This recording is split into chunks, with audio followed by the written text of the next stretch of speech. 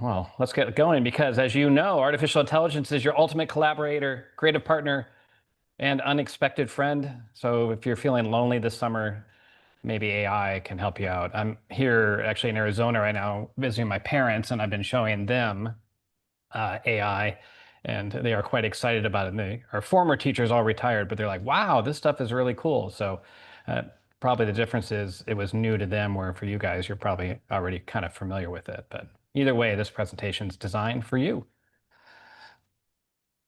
So, yep.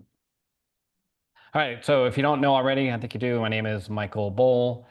I was a technology coach for about 15 plus years or so, mostly in international schools around the world. And I'm based full time in Bend. And I've been working for the Heritage Institute for also about 15 years. So quite excited to, I don't know, talk more about AI and share all the stuff that I've been learning as we go along with it. All the resources, and you might be able to see it on my backdrop too, are available at aiteachertips.com/presentation. So you'll find this presentation there among other resources. If you don't write this down right now, don't worry about it because in a moment you'll see it on just about every slide anyways. And for sure it'll be on the last slide. And here's what we're going to talk about. These are the takeaways. We're going to get excited and talk about all the hype around AI. If you are paying attention and noticing things that come down, you'll find that there's always this new tool or this greatest thing. And it's a lot like playing, I don't know, ping pong or something like that, where it's just back and forth on this tool or that tool is the latest. No, this one's the greatest. No, this one's the greatest. So we'll talk a little bit about that hype. We'll give you tips on talking to AI, because really it's about the power of the prompts and the parameters, which we'll talk about more, that surround those prompts. Then where to access AI, there's the usual places, but there's also some of the platforms designed for educators. And then we'll show you some of the awesome AI tools that are available. And these are more narrow tools that have a specific use case. And a lot of those tools are what I use to make this presentation today. So anyways, the fun part is the hype. Let's get into that. And I'll tell you something about, pretty sure almost all of you know, is that AI can help you with your writing. So you put your writing in and it can help you. And in this sense, it can help students depending on how you set it up with their writing. And as you probably know, a lot of students just say, hey, I've got this assignment, and then they just copy and paste the answers into maybe, especially older students, into a paper and then send it on. And then you're like, well, wait a minute, this doesn't seem like you're writing. And that's a big issue we're facing right now. There's a company called Magic School I'll talk more about later that can help you a little bit with that. But right now, artificial intelligence is not well aligned with how we want our students to use it. I think that's going to change over time, and there's going to be an environment or a program that they work in, and you ask them, they require them to do all their work in that program, and AI will be there as their tutor. We're seeing some of this with Conmigo from Khan Academy that will coach them along, but it won't let them simply copy and paste the answers in there.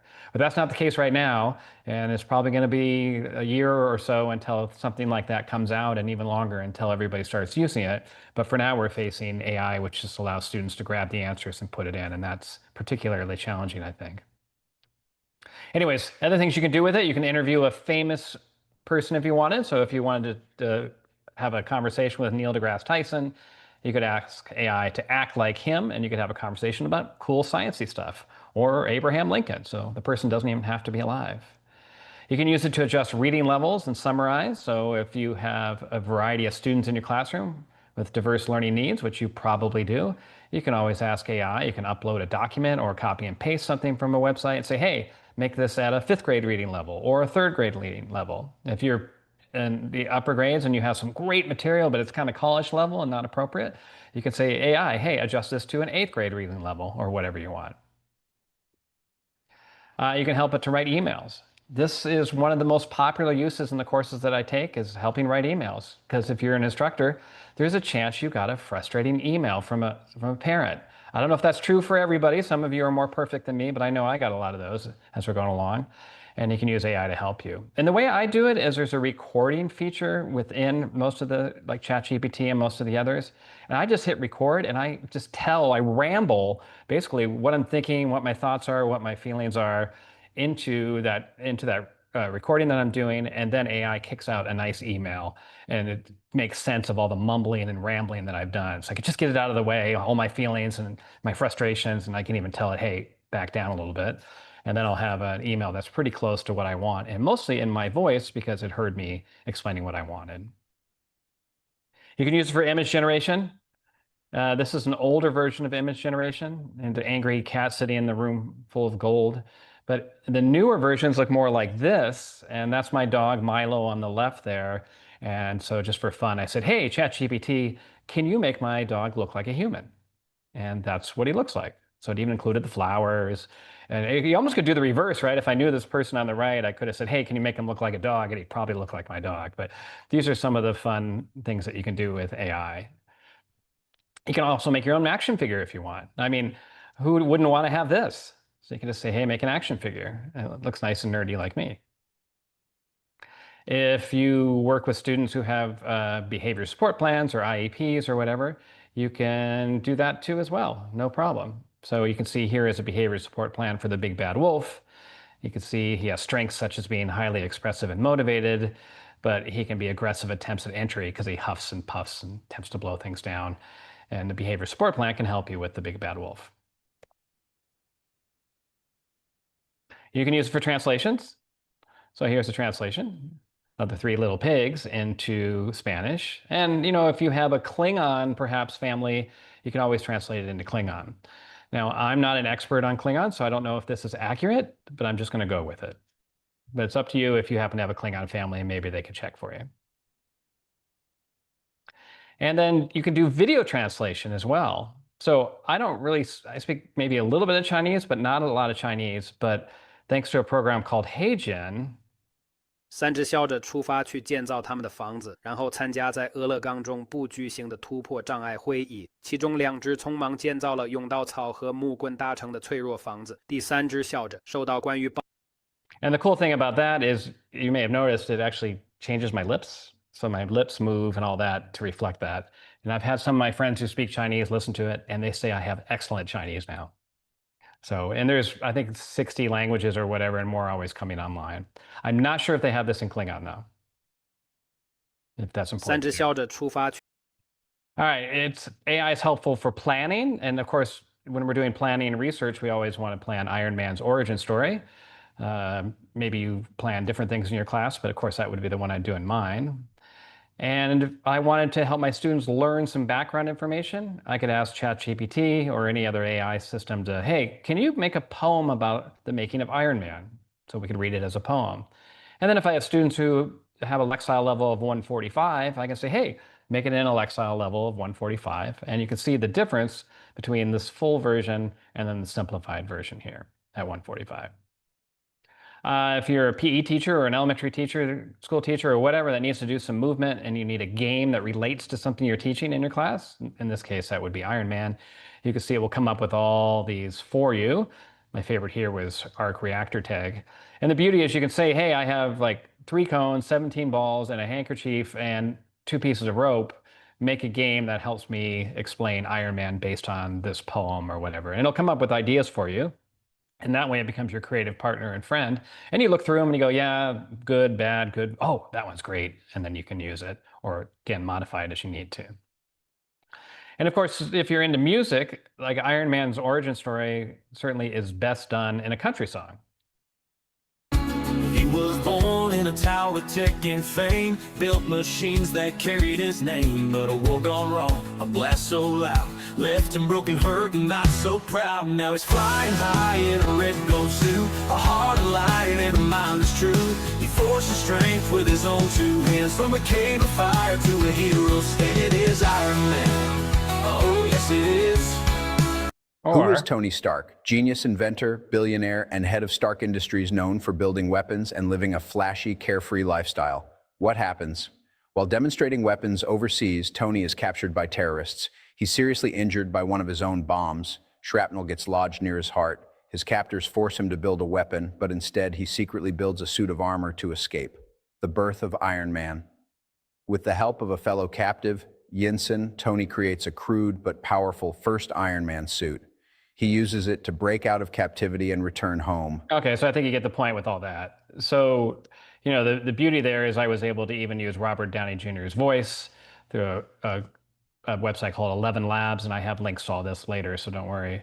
And have it just speak out using my face, and that's using that program called HeyGen. So, as you look to help different learners learn in the whatever ways they want to learn, you can use video thanks to artificial intelligence. And it's the worst version we're ever going to see right now. So it will always get better. So every day, every week, every month, every year, AI gets better. So what you're seeing there was done, I think I put that together a couple months ago, and there's a better version of it already out there.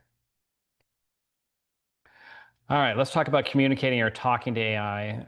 And for many of us, this is who we think AI is. It's this wizard behind the curtain that knows everything. But the reality is that currently, as a brilliant 3-year-old, it needs a lot of guidance and a lot of help. And that's changing. Maybe now it's a 3.5 or 4-year-old, but it still often needs a lot of help in what you ask it because it just doesn't really know what you're talking about. Later, it will know what you're talking about, which maybe that's not a good thing. Maybe I don't want some machine, some company to know everything about me. But for now, it's more like a brilliant 3-year-old. And so because of that, we need to do something called prompt engineering, which is to go beyond just your basic prompt. So your basic prompt looks like this: create a 100-word conspiracy theory on why teachers have summer vacation. This is certainly an appropriate time to ask that question. And you might want to add some parameters to that to make it more interesting. And you might say to yourself, what is a parameter? And a parameter is when you tell AI how to respond to your prompt. So for example, you had the 100-word conspiracy theory on why teachers have summer vacation. Let's add some additional parameters. So my additional parameters are include references to Star Wars characters, make it 200 words in length, and add a 15-line poem at the end. Oh, act as a writer from a Seinfeld episode. And then you end up with things that look more like this. So there's your poem, Jerry. So George, you have heard the latest conspiracy theory about teachers and their summer vacation. George, no, Jerry, what's this theory this time? Etc. On and on. And it doesn't have to be Seinfeld. It can be whatever you like. The AI will take care of that for you. And we won't go into this link now, but this link is available to you. It's a list of suggested parameters. Sometimes it's hard to think about all the ways you could ask AI to come back with the information that you need. And so these will help you along the way. Of course, if you're not sure, you can ask AI, say, hey, I need some additional parameters, additional ideas, or additional ways that you could give me a response. I'm a teacher, I teach 6th grade. Can you help me out? And it will give you a list of things. All right, so as we talk about varied learners that we have educational models, which you may be familiar with, Universal Design for Learning, UDL, or MTSS. And you can plug those in if you want for your lessons. So here's one as an example. Act as a teacher who is teaching a class of grade 5 students. We are studying superheroes. You may have noticed a theme with me here. Use the UDL, Universal Design for Learning, oops, I gotta correct some here, model, specifically action and expression, the how of learning, to generate 20 ideas I can use to help protect my students about the topic. Stick it in a table. I can copy and paste into Google Sheets. So there's my additional parameters in here from the lesson that we're doing. And it'll come up with a sheet that looks something like this. So I highlighted this one, for example, make a trading card. The description is design a superhero trading card with stats and powers and allow choice of format for knowledge and expression. And what I like about this is it's kind of my friend here. It's my creative partner. It's giving me ideas. I don't have to worry about it, necessarily fact check it. If I don't like it, I'm just not going to use it. So it gives me those options there, and I really enjoy that. If you need to do an accommodation, you could say include accommodations for people who read below a 5th grade level. So I'm just going to add that on to my existing prompt, and then it'll come up with this. There's an accommodation right there. And a list of them. I'd be like, oh, that one's cool. Or maybe I like 3 of them. I don't know, whatever. But again, you're the one deciding. It's your creative partner. That just makes your life so much more efficient and able to serve students in ways that perhaps were just unrealistic in the past. If you need an accommodation of a checklist, I know I taught middle school, checklists were super, super helpful. They'll add that on and still keep it in that table. But if you just want to have some fun and you really want to help all those people out, you could have accommodations for zombies, for example. So you could, keep sharp pencils out of reach of zombies because they might mistake them for snacks. Or if you have students or people you know who are bacon enthusiasts, you could have accommodations to provide bacon-scented crayons for inspiration. So AI is really good at humor. Humor is really hard to do, and then that shows you how powerful AI is that it's able to do that. Also, you could do visual stories. You can see here, also social stories, if you're familiar with those. Visual stories, they aren't great yet. This is a visual story on why the sun rises. I did this this one probably a month ago, so maybe it's better now. But in time, you'll be able to take a story, just put it in, and have a nice visual representation come back for you. So a great way, additional way for students to learn. All right, next up, let's talk about where to access AI. And there's the traditional places that you're probably familiar with. Google has its version. There's one Claude.ai. The most popular is ChatGPT. The Chinese have a version. So there's called DeepSeek. But all of these guys pretty much collect everything that you put into them and use those to help their model get better.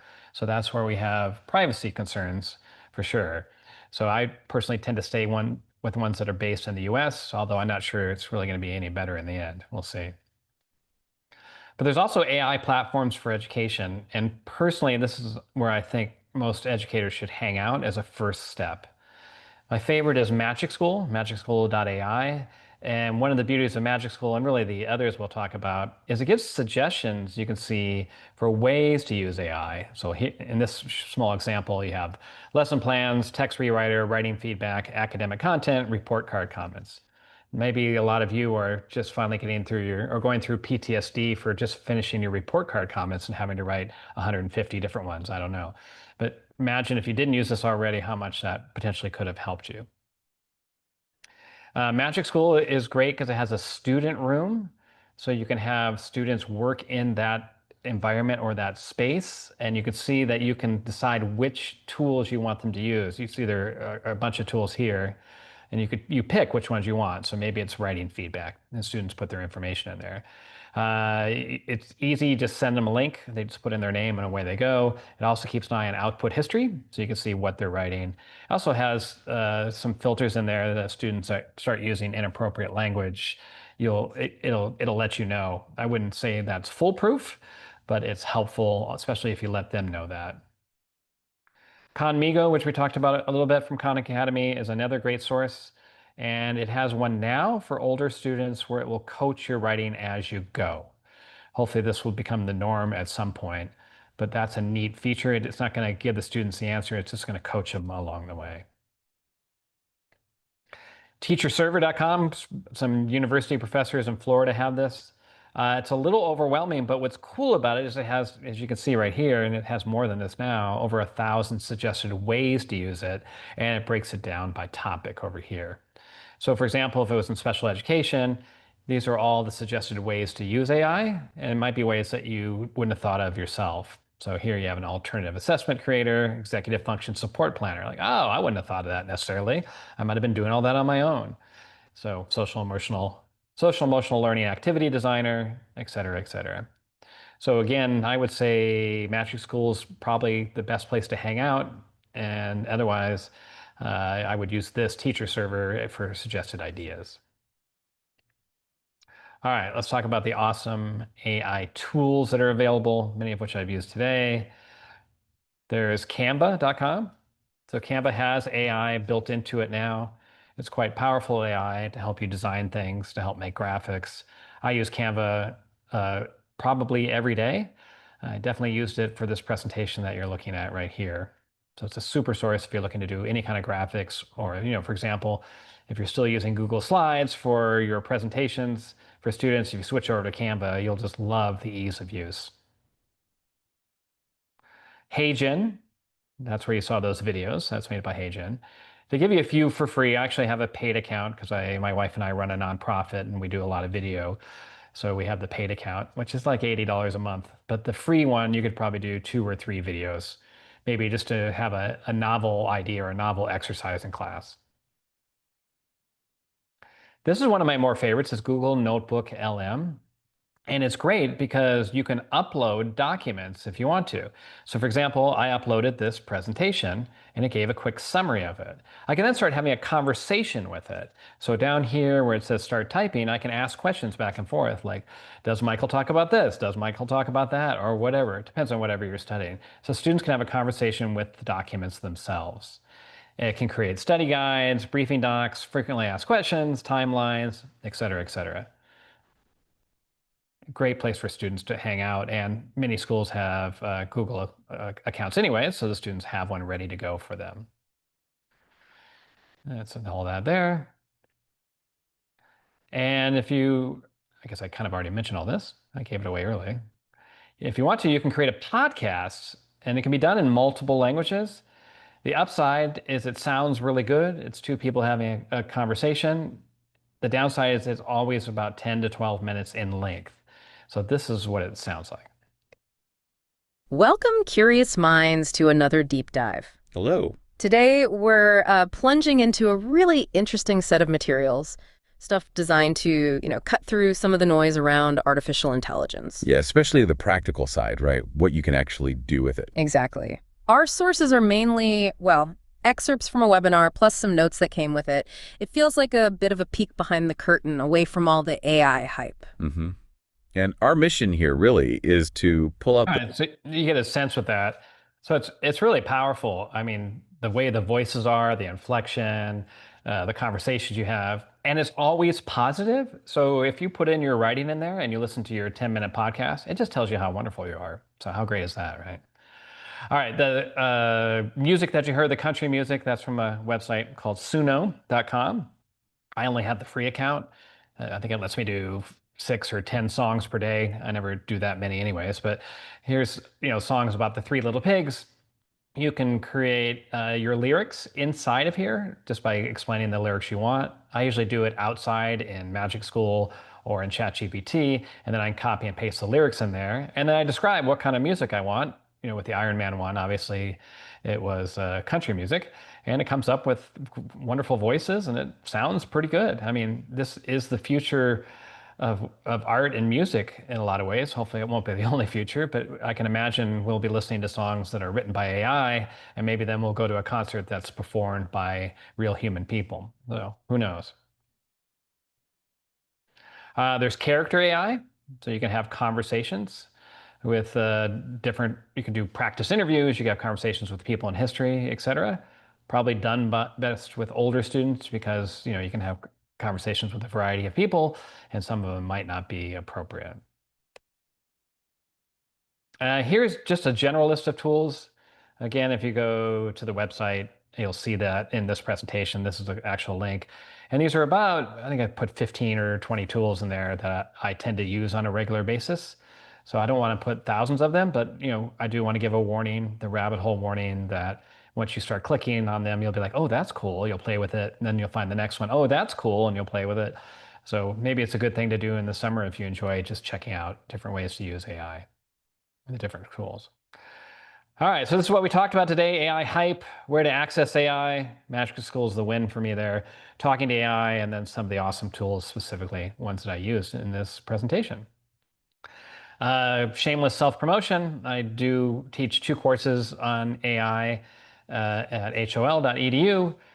Probably the newest one is Magic School, and it is specific to that program. This is the first one I put out, gosh, almost 2 years ago when AI was first hitting the classroom. So of the 2, this one is probably more relevant. All right, that is it. I'm happy to have a chat and have any, if you guys want to talk